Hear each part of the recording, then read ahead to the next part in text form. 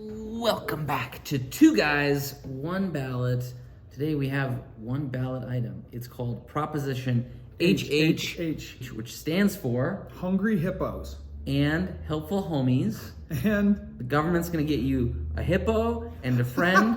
They're both going to help you. It's going to be great. There's no hippos, there's no friends, but there's obviously a tax increase. No, it's not a tax increase. Obviously, it's a tax decrease. It's proportionate. You would say that. It's tax neutral. It is. No, it's a tax increase. It's obvious a tax increase. It's a tax increase. There's disagreement. We watched the governor speak about it. We watched the legislators speak about it. We got the math in the blue book. We did the math on ChatGPT. We did all the math we could do. But we both come to different conclusions about what it means. Let's go into the history. Thomas Jefferson. We had a ballot initiative that said we're going to undo this funky equation that fixed how much tax revenue could be collected from commercial properties versus residential properties. It has all these unintended consequences. It was called Gallagher. We have another video about it. We'll link to it down here. We undid Gallagher.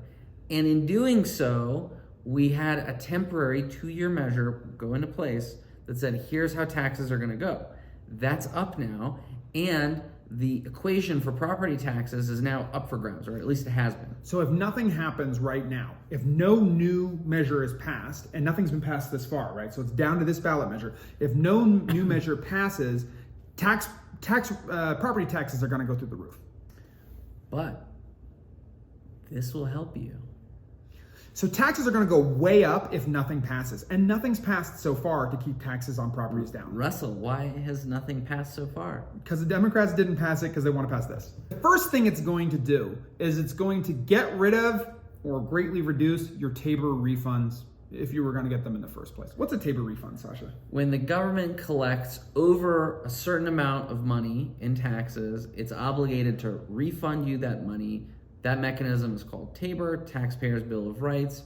This will increase the amount of money that the government can keep before it's forced to give you refunds. That's right. In Colorado, we have this general rule that says we think the government could grow out of control, so we limit how fast the government can grow. If they try to grow more than that, they have to give money back to the people.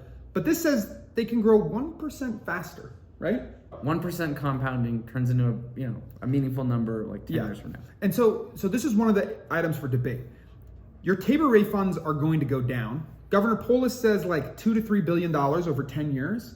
The opponents of this bill say like $10 billion, right? Yeah. They say it's going to be $10 billion of money not returned to the taxpayer. If you think the economic forecast is rosy, good, then this will be more costly because refunds will be constrained. There'll be more income in the state, there'll be more revenue to the state from taxes, and then you're gonna wish you had got that money back if the economy is good. Correct. Okay, but if the economy has performed about how it's performed for the last 10 years, there's only Tabor refunds in 5 of the last 10 years.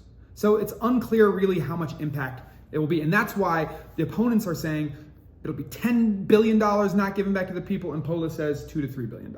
Okay, so that's one part. Second thing it's gonna do is it's gonna reduce your property taxes from skyrocketing up, because if nothing passes, your property taxes will skyrocket. If they keep the tax rates exactly as they are today, the taxes people are gonna pay on their properties is still gonna go up by a massive amount. Why is that? Because property values, at least residential property values, gone up quite a bit in the last 2 years. 40% in the last 2 years. So that means 40% more taxes are going to be collected on residential properties if they kept everything exactly as it is. Here's what it'll do. It'll reduce the property tax assessment rate. That's less money going to the local governments who get their money from property taxes. But then because of the first thing we talked about, where they're keeping the refund money at the state level, the state will have more money, but then the state is going to give that money back to the localities to reimburse them. Here you go. There's more money for everybody. Except Sasha. Yeah, pretty much. There's some detail here, okay? 80% of the funds will go to fund school budgets, to make sure school budgets don't go down. There's funding for the state education platform. There's renters assistance, okay? Sasha's asleep, which means it's getting a little boring. In my view, this is a modest tax increase. You probably got to vote yes, otherwise you risk bad things happening. I don't think bad things are going to happen if this doesn't pass. Can I be honest with you? Okay. I think they're going to call a special session and pass some other thing.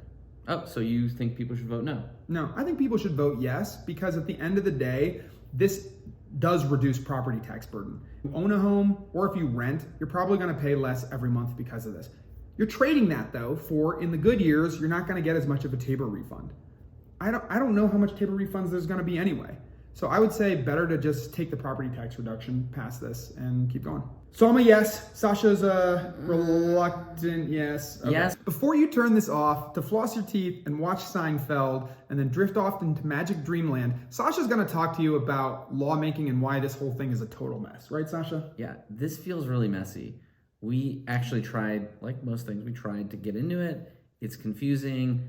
I don't know that I still fully understand it. Russell's more confident. I'm not fully confident either. And if you watch the debate between Governor Polis and the chief opponent of this thing on the news, I'm not sure either of them are 100% confident. Polis apparently had to revise some statement he made 1 week before to be a little different 1 week after. The other guy on the program also was caught in a bunch of misinformation. Like I'm not sure anybody really knows how this thing's going to play out. Yeah, this is not good lawmaking in that it's difficult to understand. They're trying to pass multiple issues under one bill, and that's partly why this is so confusing. This actually had to go to the Supreme Court of Colorado, which decided that this is allowed to go on the ballot. Because it's not multiple issues. It's like an intertwined tax issue, opposed to having a property tax issue and a Tabor issue. But we can all see it's doing like 5 things at once. Yeah, it's many issues. So I don't really think most people are going to know what they're voting on. Agree. And that just seems like disaster. So if you want more hungry hippos, vote yes. See you next time on Two Guys, One Ballot. Bye. See ya. You got nothing to say about that? Not right now. Oh my God. Discipline. Creative discipline. It's a tax potato. Oh. That's where I was going with that. Obviously, it's a tax deed. The first one is the emperor's peace will be restored under Cleon I. Then, if you think things are gonna go, will you fucking put me on the spot like that? Why are you asking me? What do I know? If you think the